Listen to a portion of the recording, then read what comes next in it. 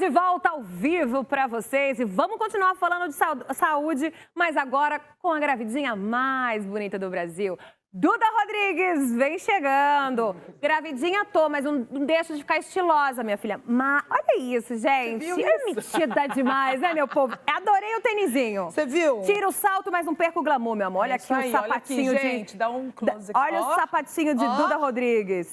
Não esperava menos de você grávida, meu amor. Arrasou, amiga. Bem-vinda, viu? Obrigada. Você tá linda, hein? Você também. Obrigada. Nós estamos. Então vamos abraçar, não pode. Saúde você no ar, vai.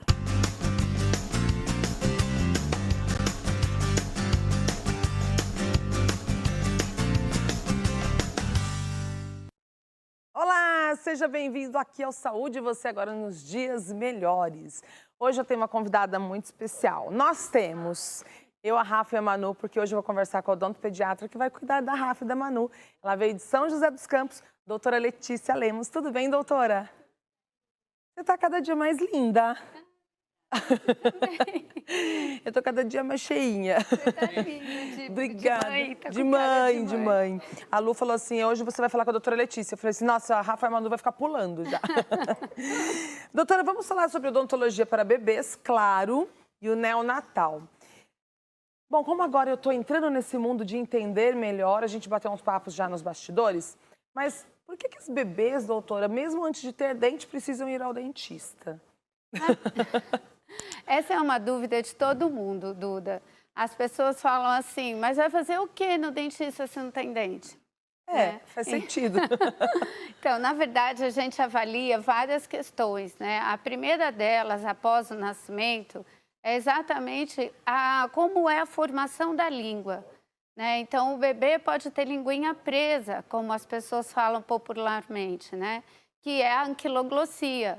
E essa linguinha, se ela for muito presa, travadinha no soalho da boca, o bebê não consegue jogar a linguinha para frente para conseguir extrair o leite materno do seio da mãe. Nossa! Então... Não, eu que tô grávida já fico, né?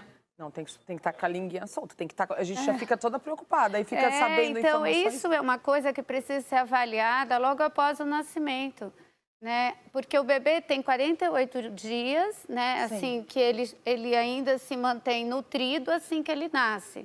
Mas ele tem que sugar para ir treinando, né? Depois de 2 dias, ele tem fome. Então, ele tem que ter treinado. E se a linguinha está amarrando, ele tem a dificuldade, então, de começar do aleitamento. Então, nesse caso, a gente está falando até de uma consulta para ver como que está a desenvoltura do bebê, olhar a boquinha, a linguinha. Mas aí tem a fase dos dentinhos, que começa a partir de que idade, doutora? Então, os dentes vêm em média de 6 meses a 1 ano. Então, isso ampliou um pouco, né? Há uns 5 anos atrás ainda se falava, 6 meses o dente chega. Mas essa geração, ela está um pouquinho mais assim. Então, é muito comum os pais com um bebê de 1 ano virem às vezes angustiado. Ah, mas não nasceu o dente do meu bebê ainda. Aí a gente sempre fala, não, tá dentro do normal. Perto de 1 aninho ainda não nasceram os dentes, é normal? Tem bebês que passa banguelinho o aniversário de 1 ano. Aí assim que faz 1 ano, o dentinho chega. Então, assim, é normal que ele venha entre 6 meses a 1 ano, né? Só que daí, o que acontece um pouquinho diferente é que às vezes acelera. Então, aí nasce 2, 3, 4, numa sequência bem rapidinha, e o bebê acaba tendo, então, um mal-estar, às vezes, lógico, com tudo isso, né? Agora, qual que é o maior problema que um bebê pode ter? E, no caso, a gente sabe que tem a doença cárie, se for, o que acontece? Qual que é o maior problema? Então, o dente, assim que ele chega na boca, ele nunca está totalmente pronto. Ele leva pelo menos 1 ano para acabar de maturar, que a gente diz. É como se fosse amadurecer. O próprio dentinho de leite, ele também tem que amadurecer. Sim, ele leva 1 ano. O permanente leva 3 anos para isso. Então, essa é uma fase delicada, que exige mais cuidado, exige não apresentação do açúcar. E aí, o que acontece é que, nesse período, é mais fácil do bebê desenvolver o que a gente chama de cárie da primeira infância. O que é essa cárie da primeira infância? Eu já ouvi falar, e até uma judiação, a gente vê crianças tão novinhas, né, com problemas de cárie.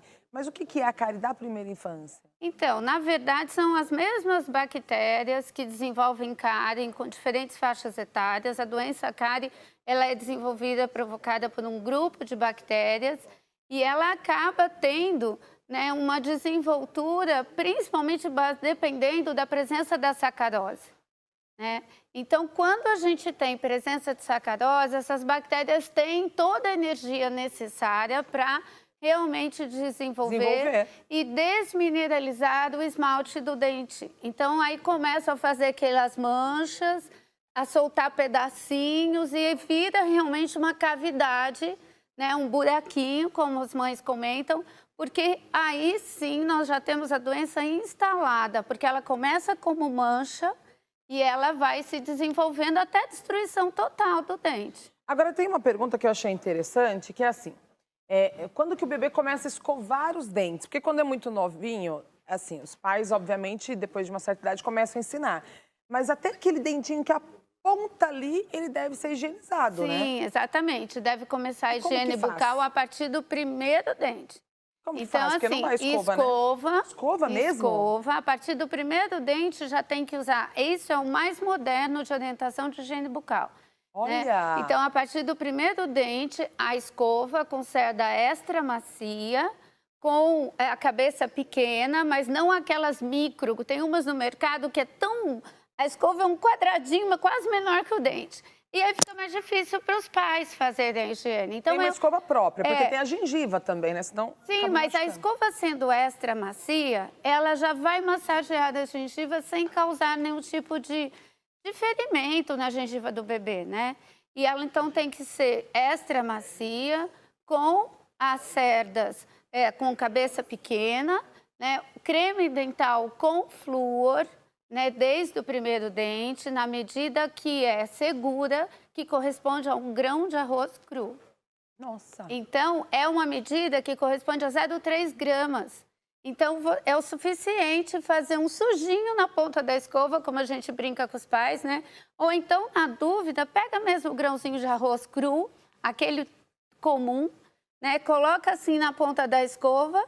E aí você vê como é só um risquinho na ponta da escova. Isso é o suficiente para fortalecer e não é risco para o bebê.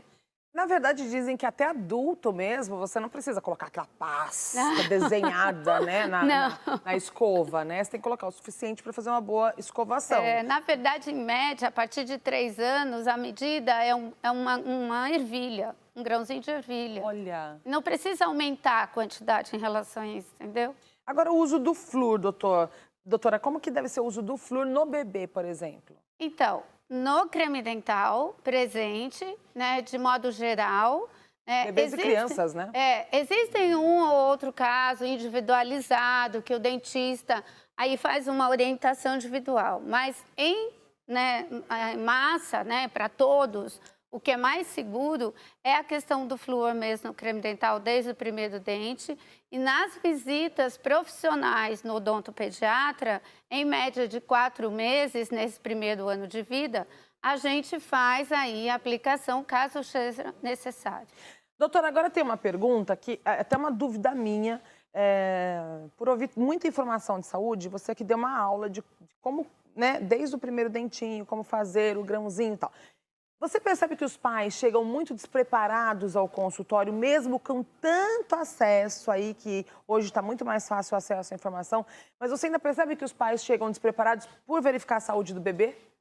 Eu percebo que ainda as pessoas não entenderam que todas essas orientações, elas devem ser realmente colocadas em prática, independente da colaboração da criança ou não. Sim. É claro que a criança não vai colaborar, né? Se você pensar assim, não, ele não deixa. Tanto que eu brinco no consultório, eu nem pergunto se ele deixa. Mas a pasta de dente de criança não é gostosinha, a pasta? Eles não gostam? Então, mas também não pode comer, porque é remédio. Ah, é verdade. Só pode usar aquela medida segura do grão de arroz cru. Justamente para a criança não ficar ingerindo. E essa é uma medida que ela é bem pouca e ela ainda sobra na escova. Né? Olha. E é extremamente segura, a evidência científica do mundo inteiro isso. Agora, se fica, põe mais um pouco, aí ele não deixa, aí faz só um pouquinho, a gente vai ter que educar em tudo, né? Tudo que é certo dá trabalho. Então, higiene bucal também dá, educar a dieta também dá, né? Tem que encontrar uma forma de fazer com que aquilo não seja traumático para a criança. Sim. Eu acho que as crianças hoje em dia são muito inteligentes. Você vê São. criança muito pequenininha apertando celular, buscando coisas na internet.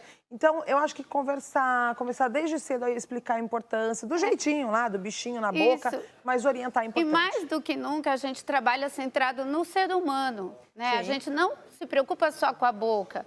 Então, é mesmo, contando uma história, Sim. que o bichinho, que fez isso, que fez aquilo. E eu sempre falo para os pais, vê a realidade da sua vida. Sim. Então, se você vive no meio de animais, põe os bichinhos. Então, seja o que for, a criança tem que entender que aquilo vai fazer parte da vida dela. É o autocuidado sendo ensinado. Tá certo.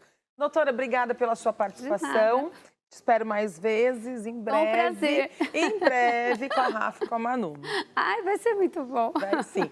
É isso aí. Então, papais, fiquem atentos. Vamos encontrar uma forma de cuidar da saúde dos seus bebês, desde o primeiro dentinho e até a infância, para que tenha uma qualidade de vida na saúde bucal. E a gente continua com dias melhores.